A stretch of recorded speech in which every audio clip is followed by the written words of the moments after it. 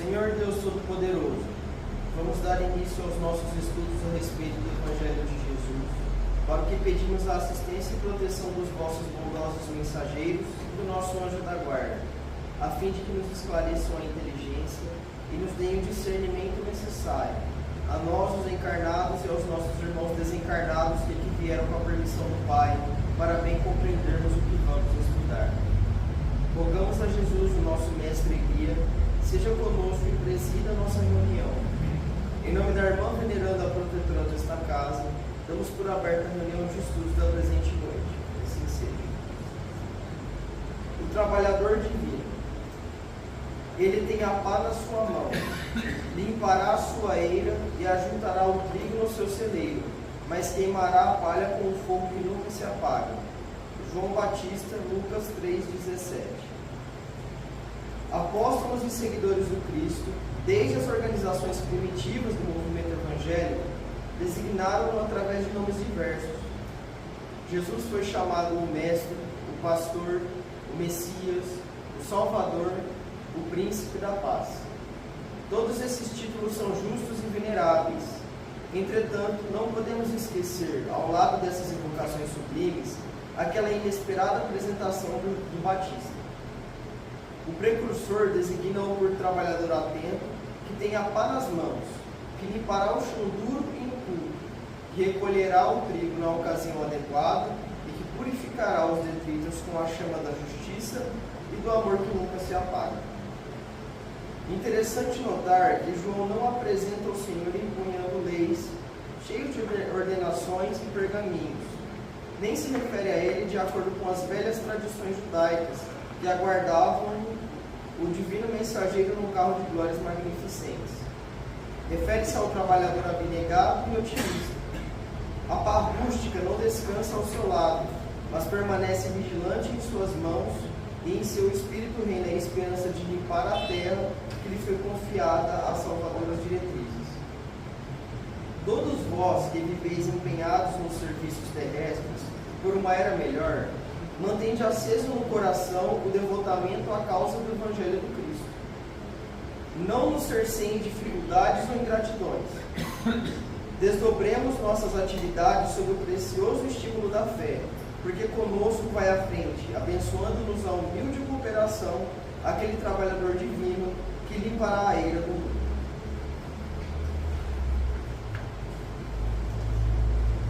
Pai nosso que estás no céu, santificado seja o vosso nome, Senhor. Que venha a nós o vosso reino, que seja feita a vossa vontade, assim na terra como no céu. O pão nosso de cada dia nos dai hoje, Senhor. Perdoai as nossas ofensas, assim como nós perdoamos aos que nos têm ofendido. E não nos deixeis que entremos em tentações, e livrai-nos de todo o mal, porque seu é o reino, o poder e a glória para sempre. Espíritos esclarecidos e benevolentes, bondosos mensageiros de Deus, que tendes por missão assistir aos homens e conduzir-os pelo bom caminho, sustentai-me nas provas desta vida, dai força para suportá-las sem murmurar, afastai de mim os maus pensamentos e fazei que eu não dê entrada nenhum espírito que tentasse iludir e conduzir no caminho do mal. Esclarecei-me a consciência com relação aos meus defeitos e tirai-me de sob os olhos do meu próprio, capaz de pedir-vos, perceber e confessá-los a mim mesmo. A ti, sobretudo, bondoso anjo da guarda, que mais particularmente velais por mim, e a todos vós, espíritos protetores que por mim vos interessados, fazei que me torne digno da vossa proteção. Conheceis as minhas necessidades, que elas sejam atendidas segundo a vontade de Deus. Que a paz que havia no coração de Jesus e que abrange toda a terra, possa ser assimilada por todos os corações aqui presentes, tanto encarnados quanto os desencarnados, para que ele possa dessa paz possamos compreender as leis que regem o mundo espiritual e ter a sabedoria de praticá-las em nossa vida. Em nome do nosso Mestre amado Jesus, da irmã veneranda e sua equipe espiritual que nos assiste, bem como dos nossos anjos da guarda, solicitamos que a água aqui exposta seja frutificada em nosso benefício. Que assim seja, damos graças a Deus.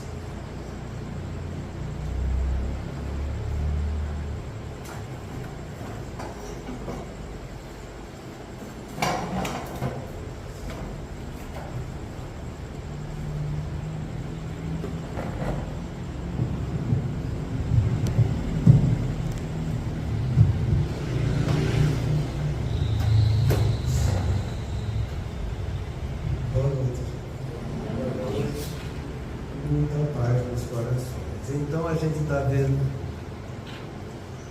alguns mecanismos que a gente pode usar para se libertar das influências sutis, também chamada de obsessão simples. Às vezes a gente fala assim de obsessão simples, influência sutil, e a pessoa fica pensando, eu não tenho isso não. Isso não é comigo não. Mas acontece que quando você sente desconfiança, insegurança, doença de pequena monta e insucesso, meu amigo, você não está sob boa influência não. Isso sim é influência negativa. Tudo aquilo que vai te gerar desconfiança sem ter motivo. Muitas vezes desconfiança daquilo que você confiava. Toda vez que você sente insegurança, quer dizer, ansiedade e doença que te incomoda. Inseguro com aquilo que vai acontecer, com a sua capacidade de fazer o que você já fazia antes, de exercitar seu trabalho, de conviver em sociedade.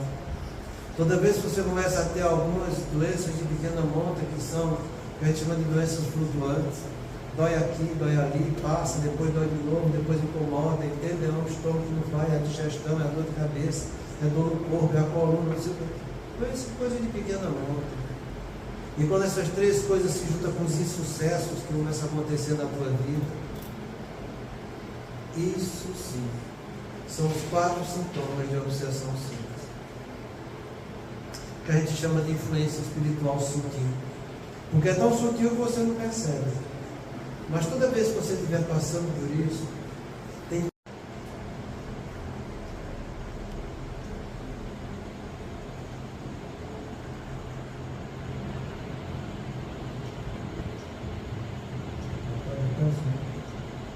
as 3 coisas, é isso aqui que a gente viu. Uma conduta de renovação moral, o hábito da oração e as boas leituras. 3 coisas que todo mundo pode fazer. Ninguém pode fazer por nós, mas nós podemos fazer por nós mesmos. Se a conduta que eu tenho que renovar é minha, não é o outro que vai fazer por mim. Eu não dependo do marido nem da mulher para fazer isso. Não depende de filho, nem de pai, nem de mãe, nem do tempo, nem do governo. Não depende de nada disso. Depende de mim.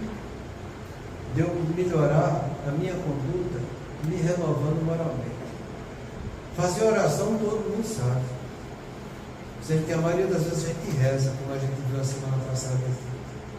E a gente esquece de fazer oração, de se aproximar de Deus.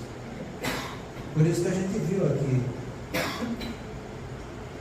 a oração que a gente precisa fazer, pedindo para que a gente possa vencer nossas dificuldades. E a gente viu uma pergunta do livro dos Espíritos a respeito disso, né? Que a prece não esconde nossas faltas, mas ela sempre nos ajuda, que a gente se mudando as nossas ações, praticando boas ações, fazendo renovação moral, essa é a melhor prece que a gente tem para vida. E hoje a gente vai começar a ler isso aqui, ó. Boas leituras. O brasileiro gosta de ler? De jeito nenhum. Ô turma preguiçosa para ler. A nossa situação é tão grave que a leitura é um dos grandes parâmetros que a gente tem para a estimulação cerebral. De todos os países latino-americanos, o Brasil é o que vai estar em primeiro lugar nas doenças neurodegenerativas. E uma das coisas que a pesquisa é feita para você chegar a essa conclusão é a falta de leitura. E se você juntar aí, todo mundo fala, né? Colômbia, fala da Venezuela, ainda mais no Paulo, né? Chile, não sei o que lá, gente. Nós somos os piores. Nós somos os piores. A gente precisa ter mais leitura, porque isso estimula muito o cérebro, sabe? E quando a gente fala aqui de leitura edificante, sabe? Não é você ler qualquer porcaria, não. Porque as pessoas gostam de ler porcaria. A Meire, que toma conta da biblioteca aqui, ela sabe disso. As pessoas vão atrás de livros que não trazem nenhum benefício. Eles querem livros de conto de amor, de Zíbia Gasparetto, que nem espírita é. Mas não querem ler um livro que tem peso. Não quer mais comum, que é o Nosso Lar, Os Mensageiros, entende? Trilhas da Obsessão, Instruções Psicofônicas de Chico, entende? Tem um monte de livro bom. Está aí. Não quer, só quer um livrinho que seja, que vá levar encantamento, está entendendo? Porque para levar educação e cultura, não quer. É por isso que as doenças neurodegenerativas, vamos falar Alzheimer, todo mundo entende, demência, aí todo mundo entende. Isso é o que vai cambiar, porque as pessoas não estimulam. E cérebro da gente precisa ser usado, não usou, está morrendo. Você não usou o neurônio, ele morre. Você sabe como é? Na história evolutiva aqui da Terra, sabe? Tinha um bichinho no mar que ele estava ficando sem alimentos. Né? E ele, para não morrer, ele começou a se movimentar para ir em busca de uma fonte de alimento. E quando a natureza proporcionou isso para ele, que ele começou a se movimentar, ele foi lá, arrumou uma fonte boa de alimento e ele se fixou na rocha. Porque ali era uma praia boa para ele comer, sabe? Essa célula que fez com que ele se movimentasse é o neurônio, é a célula nervosa. E depois que ele se fixa para alimentar, esse neurônio que não está sendo usado, ele morre. Foi assim que surgiu a célula nervosa. Então, quando a gente pede para a pessoa que está com algum problema degenerativo fazer caminhada, ele não entende, sabe? Que o neurônio está sendo estimulado por atividade física. Quando ele te pede para que ele tenha uma leitura edificante, que ele vá pensar, elaborar coisas, entende? Pesar, medir, entende? E isso vai fazer com que ele tenha emoções. As emoções são os movimentos internos do nosso corpo. A emoção é toda a reação física e mental diante de qualquer fato ou circunstância que vai me gerar aceleramento da respiração, do coração, das glândulas endócrinas, dos vasos, eu vou ficar hiperemiado, tudo mexe dentro do meu corpo. Movimento é estímulo de neurônio. Então, quando você está lendo alguma coisa, aprendendo, sentindo prazer de aprender, se emocionando, entende? Que aquilo te gera emoção mesmo, teu cérebro está sendo estimulado. Então, essa história que a gente está vendo aqui, boas leituras, ela é fundamental para a pessoa que quer ter saúde mental. Não é só você se libertar das influências negativas, não. Entende? É você desenvolver e manter padrão neurológico funcional no teu cérebro. Então a pessoa tem que parar de ser preguiçosa do ponto de vista de leitura. Ele tem que começar uma hora para ele ler. E ler não é só para aprender alguma coisa, é para refletir alguma coisa na vida dela. Porque isso é de fundamental importância. Aí ele chega e fala isso aqui, mas por que boas leituras ele vai me afastar dessas influências negativas? Vai sim. Por causa disso aqui que eles explicam. As boas leituras nos trazem clichês mentais positivos. Porque o estado desequilibrador produzem clichês mentais negativos que precisam ser substituídos, precisam positivos. Então, o clichê mental, às vezes você tem dificuldade de entender isso. Mas eu vou te dar uma experiência de neurociência a respeito disso. E se você quiser, tem na internet de graça, na net fez alguns trabalhos sobre isso, que chama meta-hipnose ou auto-hipnose. É isso você formar clichê mental negativo. Na meta-hipnose, eu vou em busca de algo que eu sei que é positivo e vou fazer uma programação para mim mesmo daquilo que é positivo, que eu quero que aconteça comigo. Então eu fico reforçando aquela ideia todo dia, algumas vezes durante o dia, mas várias vezes. Quando eu faço isso, e à medida que eu estou estimulando cada vez mais, eu estou montando um hábito. Hábito, ele é um processo que é inconsciente. Quando eu começo a fazer isso, e eu monto esse hábito, isso vai para o meu subconsciente. E toda vez que algo acontecer, que for tocar naquele processo que eu programei para mim, isso vai vir automaticamente no meu subconsciente com a resposta que eu devo dar. É isso que chama de meta-hipnose. É isso que chama de auto-hipnose. Que está ao alcance de todo mundo. Isso é trabalho de neurociência, isso é comprovação. Mundialmente isso é aceito, mundialmente isso é feito. E tem técnicas que fazem e programam as pessoas para fazer essa renovação mental. Se você descalar no seu aparelho aí, auto-hipnose, você vai ver que apareceu ou meta-hipnose, aparece um monte de trabalho sobre reprogramação mental. É isso que ele está falando. O que é um clichê mental? É eu produzir uma ideia de um fato que eu estou me empolgando com ele e quero que aquilo aconteça comigo. Você quando lê um livro positivo, um livro que traz boas mensagens, a gente se identifica com aquilo. A gente quer aquilo para a gente. E quanto mais você lê, mais você idealizar, mais você começar a ter aquela imagem na sua mente, mais aquilo vai ficar fixado na forma de um clichê. Quando eu era novo, aí não tinha internet, não tinha celular, não tinha nada, não tinha impressora, não tinha coisa nenhuma. Então a gente mandava fazer as coisas nas impressoras, né, que tinha era para isso. Então lá eles montam um clichê com as letrinhas, tudo que vai ser, com os desenhos, tudo, entende? E a máquina vai, passa o rolo de tinta, ela impregna no papel, volta, passa o rolo de tinta, isso é um clichê daquilo que está sendo impresso. Então é assim que a gente tem que fazer no nosso cérebro.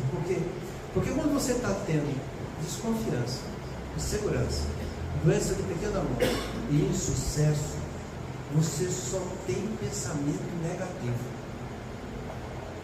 E onde tem pensamento negativo, tem uma lavada mental. Teus espíritos familiares também não vão estar. Porque você está com intercâmbio mental na polaridade negativa da vida. Então, quando você resolve fazer boas leituras, e você vai estudando aquilo, procurando entender, procurando fixar aquilo na sua cabeça, você está montando umas imagens daquele processo que está sendo acessado pela espiritualidade superior. Você escolhe sua companhia. Se você vai ter companhias boas ou companhias más. Quando eu estou praticando a leitura edificante, eu estou atraindo para junto de mim boas influências. E toda vez que eu montar aquele clichê daquilo que eu estudei, é um acesso que eu vou ter automaticamente, sem refletir, para aquela entidade boa que estava junto comigo quando eu estava estudando.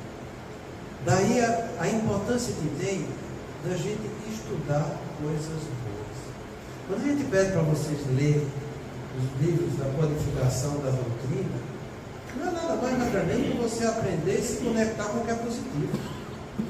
E à medida que você está conectando com o positivo, o negativo está indo embora. Agora, por que você não faz isso?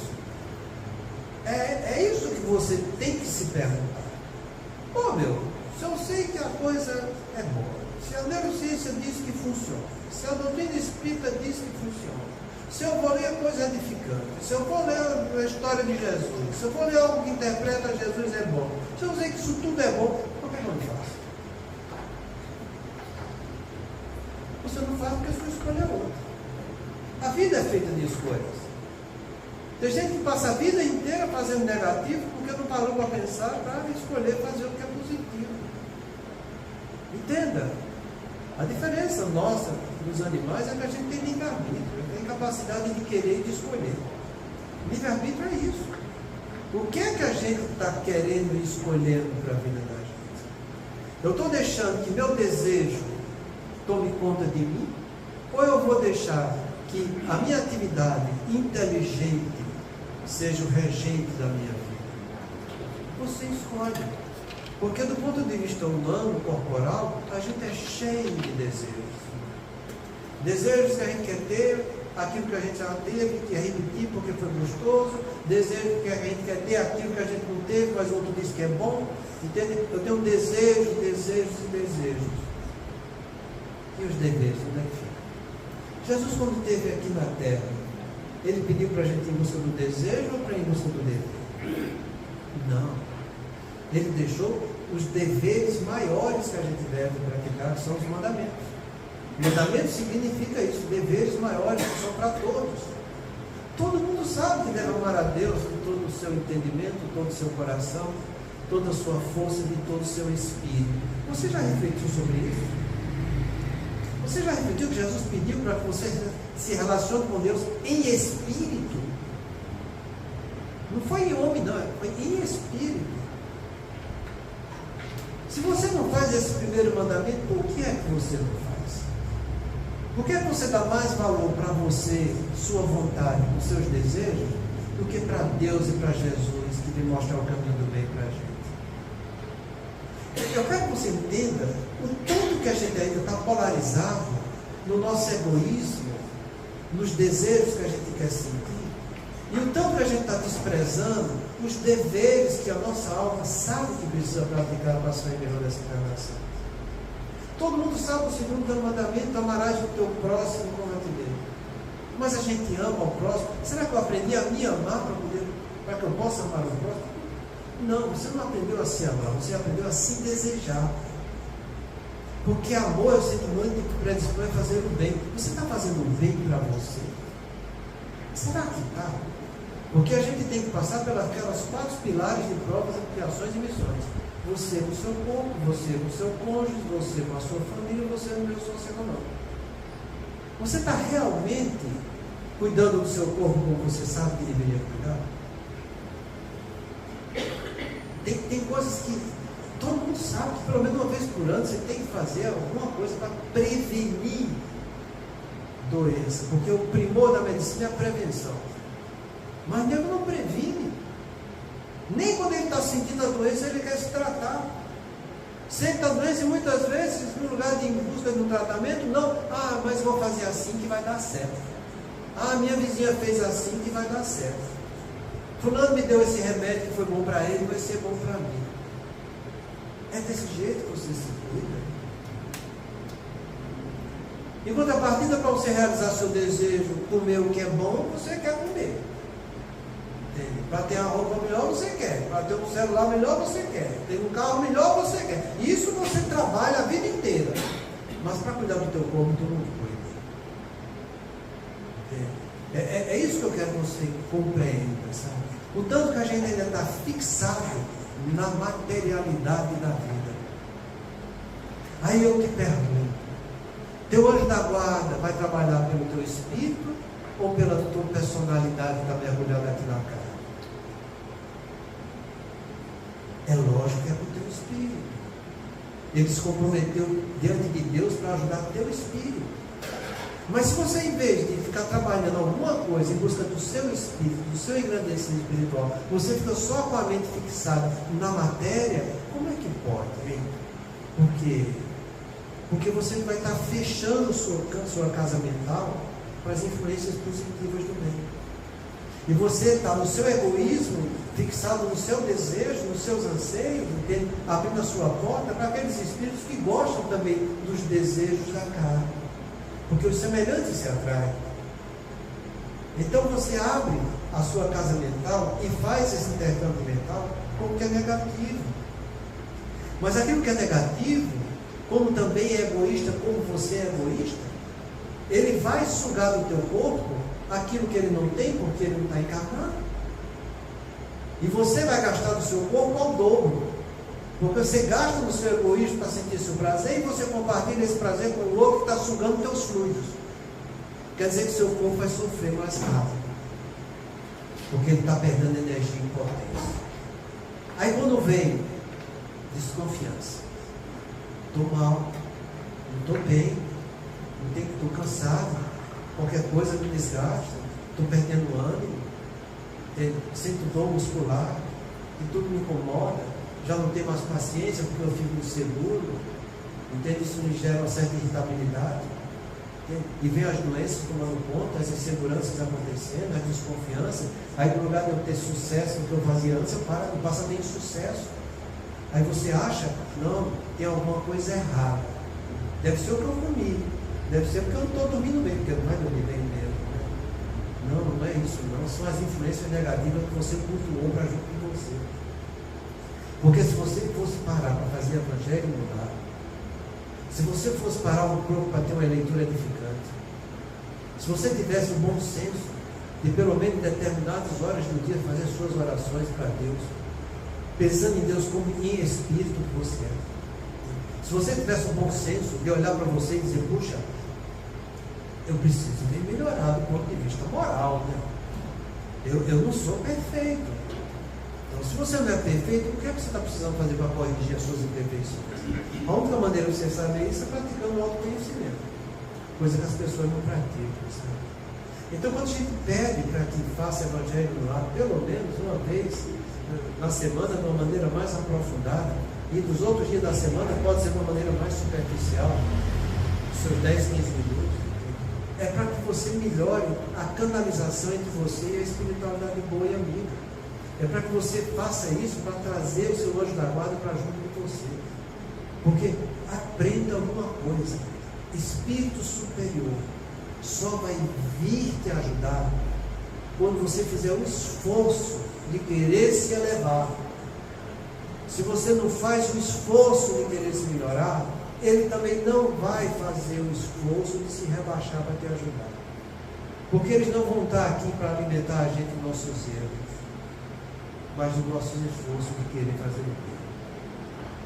Quando a gente vê no livro de André Luiz, Missionário da Luz, em que ele está analisando a casa espírita do tratamento de paz, e chega o orientador diante do superior que ele está conversando, eu acho que é até o Conrado o nome dele. Ele disse, professor, chegou o caso da 10ª vez aqui. Aí o André Luiz pergunta, mas o que é 10ª vez?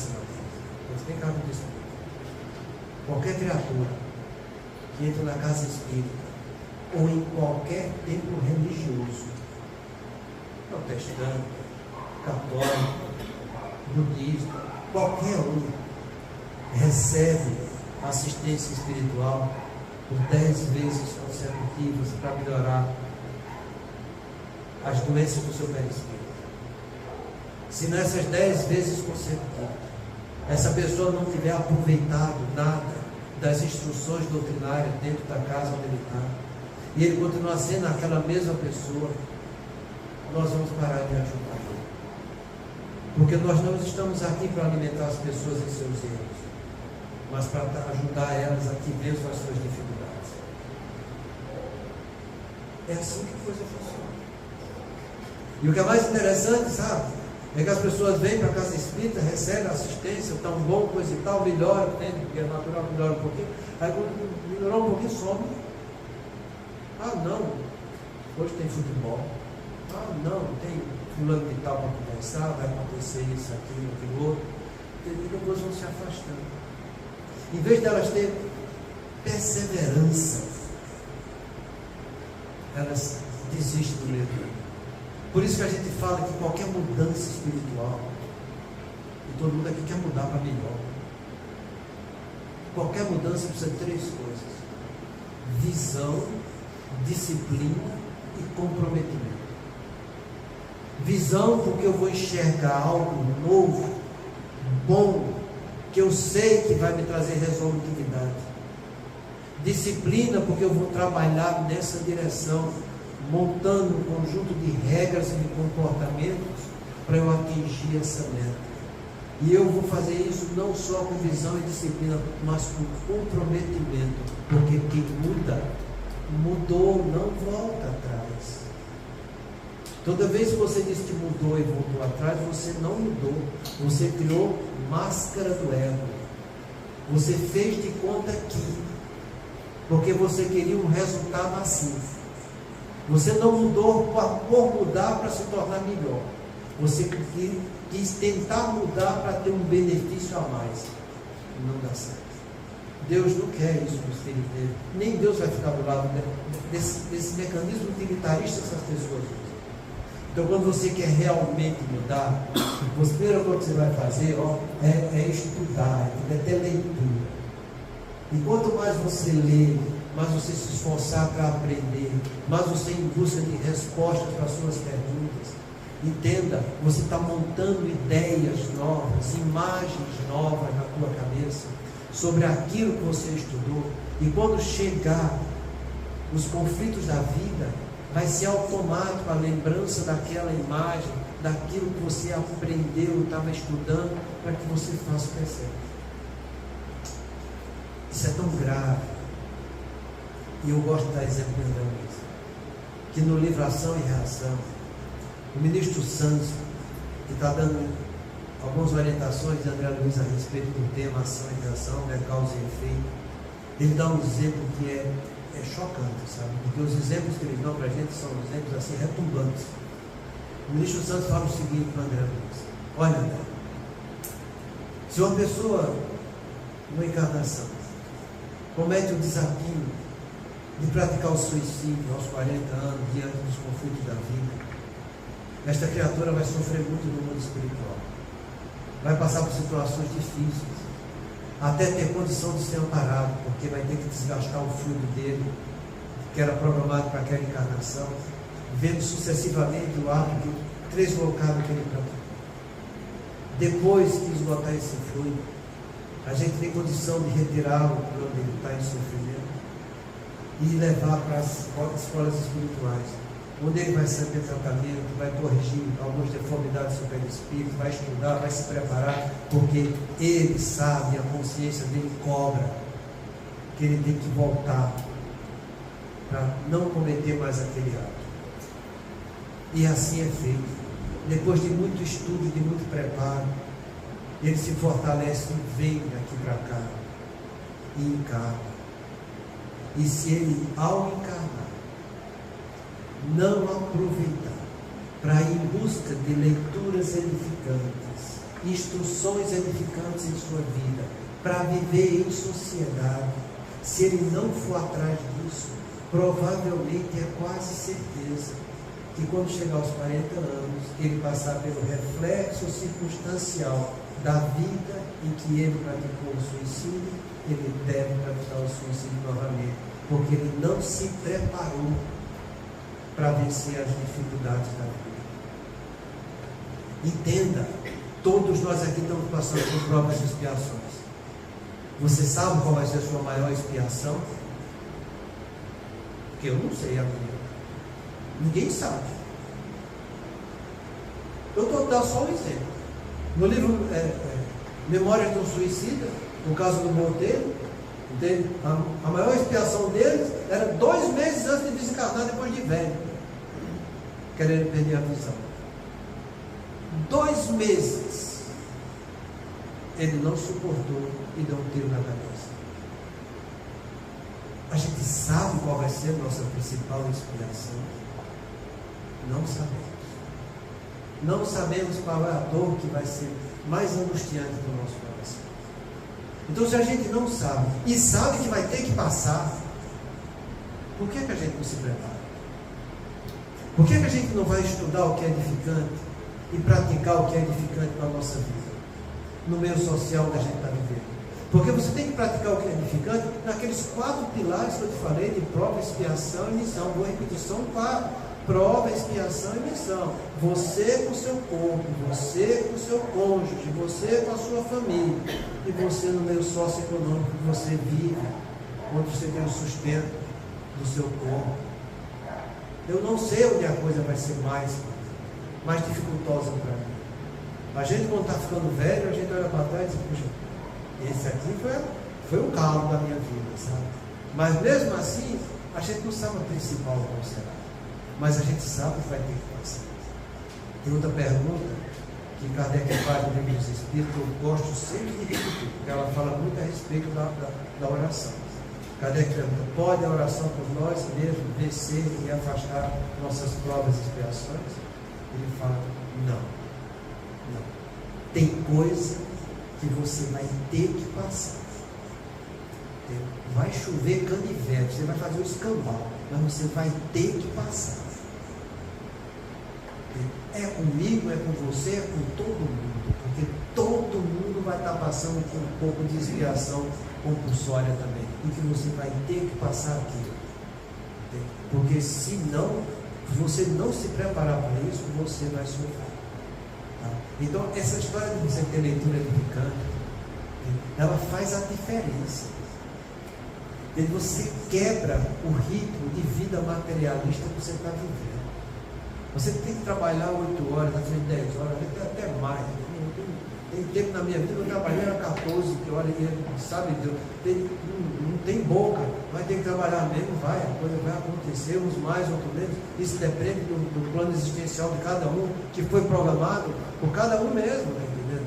Então a gente sabe que estava preparado para isso, para passar o que a gente está passando. Ninguém vai passar por prova, expiação ou missão que não tenha sido preparado para a sua encarnação. Põe isso na cabeça. Antes de você reclamar de alguma coisa com o seu corpo, de alguma coisa com o seu cônjuge, de algum problema que tem na família com pai, mãe, irmão e etc., de alguma coisa que você está vivendo no meio socioeconômico, que aquilo ali está te incomodando muito, entendo, se está incomodando muito, é expiação. Isso nunca vai acontecer que não tenha sido preparado por você e pela espiritualidade superior. Por isso que a gente tem que entender que a tudo devemos dar graça. Entende? Como o próprio João falou, a tudo dá graça. Porque tudo que vem é com a permissão do Pai e que você tem condição de vencer. Por isso Jesus falou para a gente, vigiai e orai para não entrares em tentação, porque na verdade o Espírito está pronto, mas a carne é fraca. Quando você age do ponto de vista espiritual, você não reclama, você fica alegre diante da dor, porque sabe que você está corrigindo algo que é equivocado que você fez ontem. Deus não é a dor, Deus é o amor. A dor sou eu que crio quando faço errado. E toda vez que eu tenho uma expiação, e que essa expiação ela é mais importante na minha vida, é aquilo que está gerando mais conflito com os meus desejos e prazeres. Porque aí funciona o sistema de recompensa, onde tem o desejo, a motivação e o prazer, e enquanto você não realizar aquilo, você está tendo a falta, o vazio e a dor. Mas a gente não tem que fixar nisso. A gente tem que pensar que nós somos seres espirituais que pensam. E pensando, eu tenho a minha memória executiva, que está no meu pré-frontal.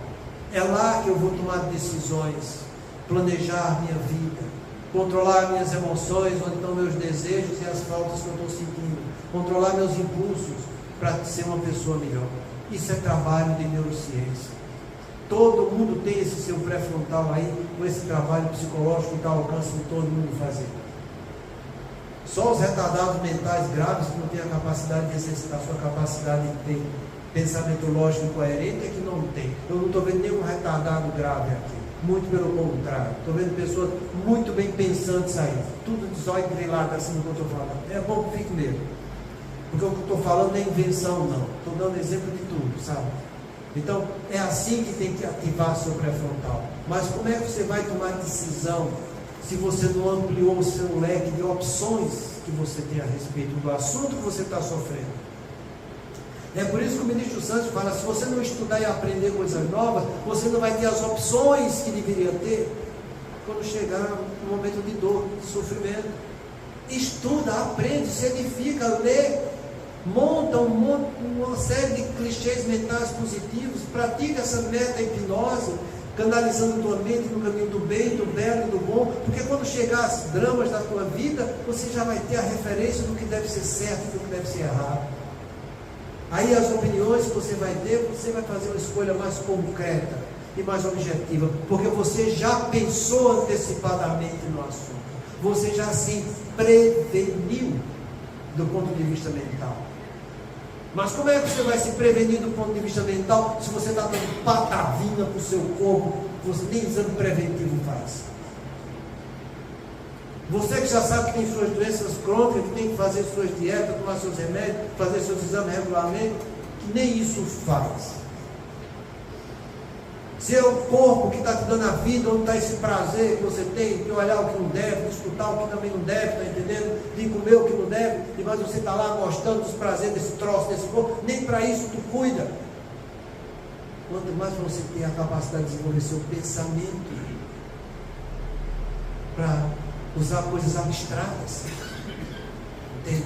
Onde você vai ver Jesus e os ensinamentos dele, onde você vai ver a filosofia da doutrina espírita, que é a arte do bem pensar, do caminho do bem, onde você vai estudar um pouco de neurociência, que são coisas comprobatórias, que são divulgadas hoje para o mundo inteiro, porque são verdades já concretizadas na vida. Se você não faz o que é objetivo, vai fazer o que é subjetivo. Vai nem cavar catuça.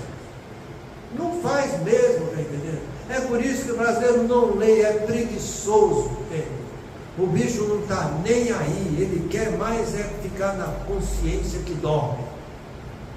Onde você visa só 4 coisas nessa consciência que dorme. É comer, tá entendendo? É ter uma habitação que lhe dê prazer, o mais conforto possível.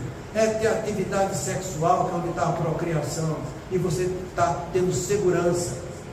São as 4 coisas das consciências que dormem. Você ainda não tem a consciência que sonha, que saiu desses prazeres da matéria e está indo em busca de penetrar o mundo espiritual. Você ainda não acordou para ter essa leitura edificante de coisas abstratas, sabe? Onde você vai ter que trabalhar a sua razão. A razão, essa capacidade que eu tenho de conhecer as leis universais, através de pensamentos dedutivos, que nasce da argumentação e da abstração. Você não desenvolveu sua inteligência para isso, porque são coisas que não são objetivas, mas subjetivas. Aí depois que você está nas malhas da espiritualidade inferior, que vive nessa obsessão simples, entende? Essa obsessão mais ou menos, em que te aperta e te solta, você se angustia, depois você goza de prazer, entende? Mas você não faz nada que é edificante. É só isso que eles querem, que você não vá adiante. Eles não querem te fazer sofrer, como acontece nas obsessões por subjugação. Eles não querem fazer você se sentir discriminado pelos outros, que é o que acontece com as pessoas fascinadas, que ficam atrás de ilusões, que todo mundo conhece uma pessoa que está iludida. Eu ia falar um exemplo, mas não vou falar. Mas é o que acontece, sabe? Pessoas que ficam iludidas em coisas, que vê que está dando errado, mas continua naquela coisa, sabe? É a maior loucura do mundo. A pessoa repete a mesma experiência, querendo um resultado diferente, e o pior é que a pessoa te promete um resultado diferente, quando estão fazendo a mesma coisa. 18 anos.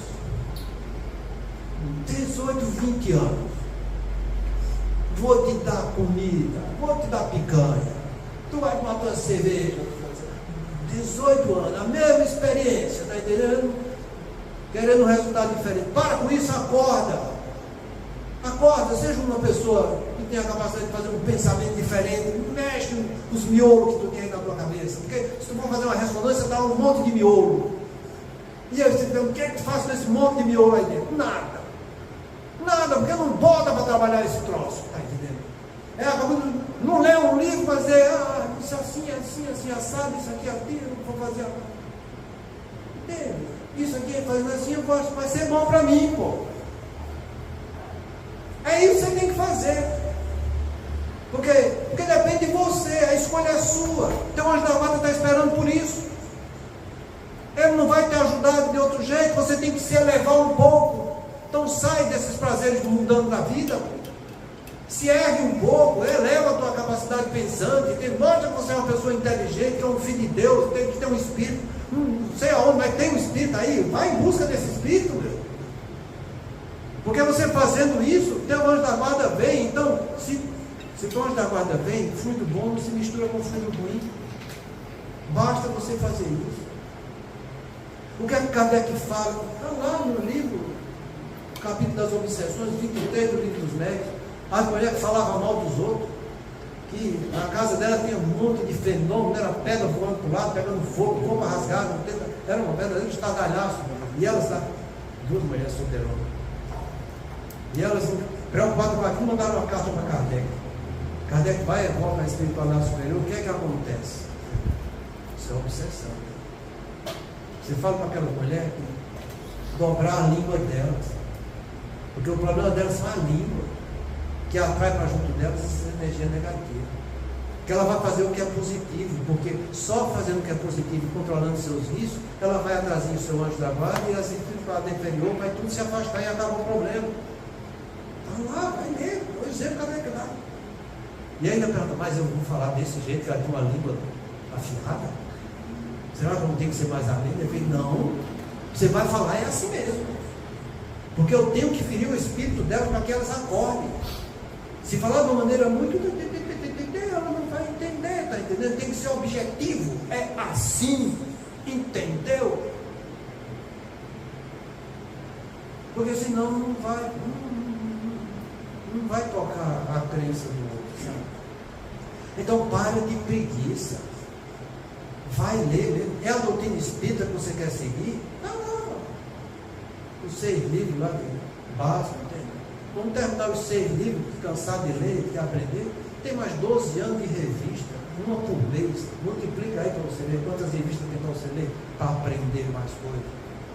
Você vai morrer e não vai aprender tudo que tem ali. Então, tu está perdendo teu tempo. Mas, no entanto, você quer que o seu anjo da guarda venha resolver seus problemas. Você quer que Jesus venha dar um basta para o seu sofrimento. Porque você acha que está sofrendo demais. E, no entanto, a gente sabe que todo sofrimento que eu passo aqui, euzinho, programei lá no mundo espiritual. Porque euzinho estava vendo a desgraça dessa besteira que eu fiz. É como está no livro de Humberto de Campos, O Compromisso. O nego está lá no umbral da vida, chorando, espiziando, pedindo para Deus, eu quero voltar para casa, porque eu não aguento mais ficar vendo o que eu fiz. Eu quero um corpo cego, eu quero um corpo surdo, mudo, eu quero um corpo que não anda, eu não quero ter perna, eu não quero ter braço, eu quero qualquer coisa, eu quero ser leproso, me manda, contanto que eu esqueça as bobagens que eu fiz. Aí vem o anjo da guarda dele e diz, Jesus escutou tuas preces.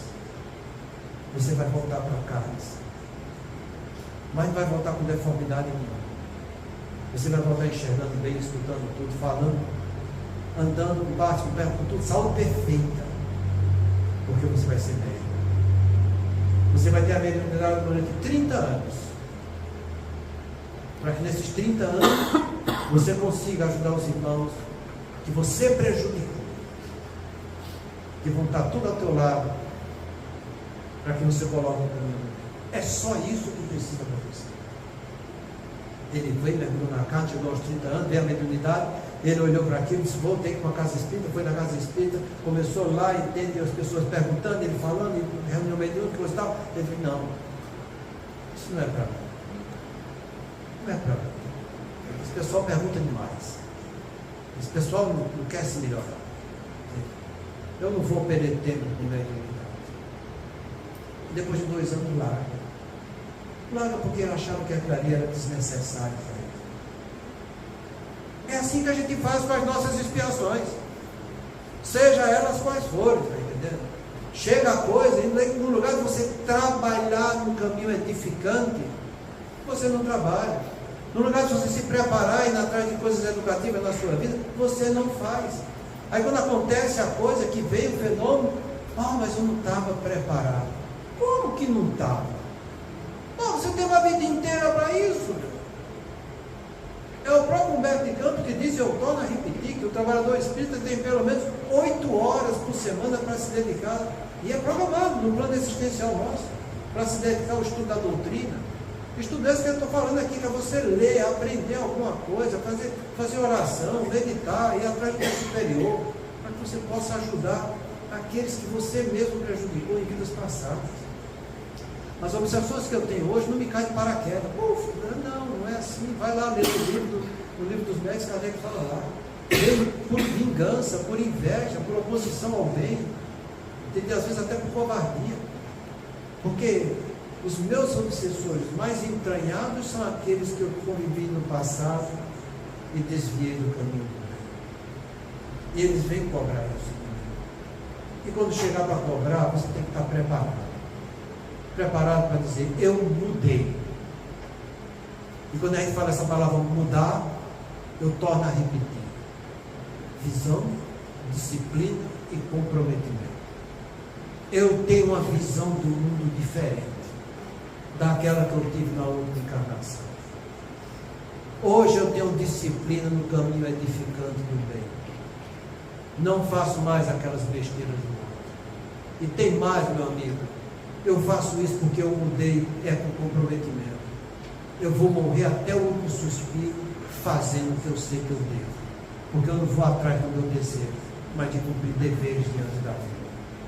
E eu só vou conseguir isso, gente, quando eu tiver um monte de clichê positivo para anular os clichês que são desequilibradores. Porque a influência negativa vem te pegar aqui.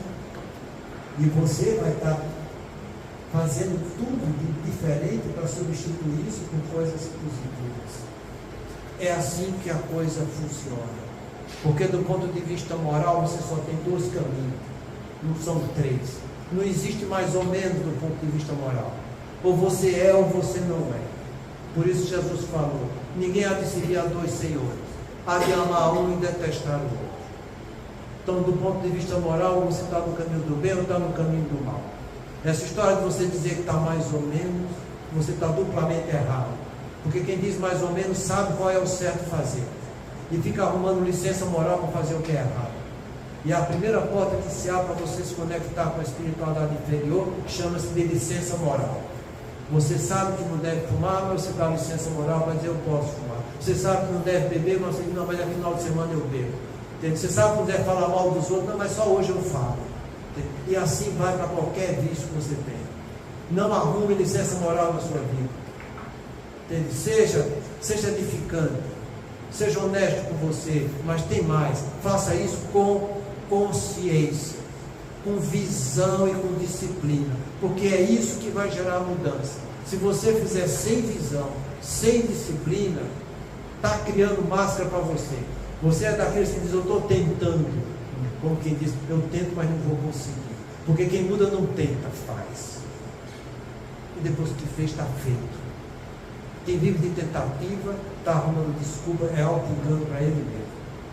Para depois falar para os outros, ainda massagear o ego. Viu que eu tentei, não tentei? Você viu que eu tentei, né? Não. Trabalhador cristão não tem. Vai lá, vai à frente e faz. Porque é como Jesus falou, pega a charrua, vai adiante e não olha para trás. Não muda. O caminho dele é reto na direção do bem. E o resto é só enrolação, tá entendendo? Então, pare de se enrolar, entra no caminho do bem, muda a tua vida, vai atrás de coisa edificante e mostra para você e para os espíritos que te acompanham todos, eu sou outro, entendeu? Aquele que fazia errado já não vai fazer mais errado. Muita paz a todos.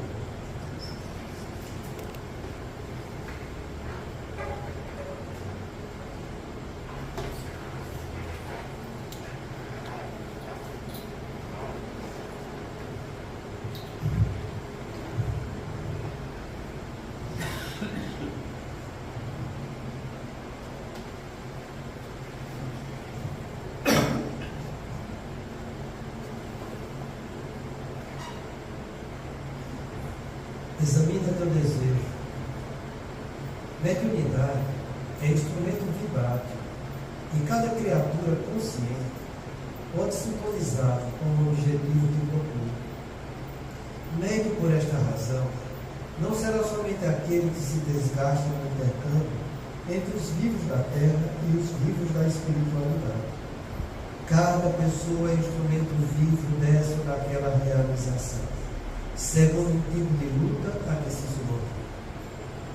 Acharás o que buscas, ensina o Evangelho, e poderemos acrescentar: farás o que desejas. Assim sendo, se te relegas à maledicência, em breve te constituirás em veículos ligeiros e felizes, que se dedicam à injúria e à crueldade.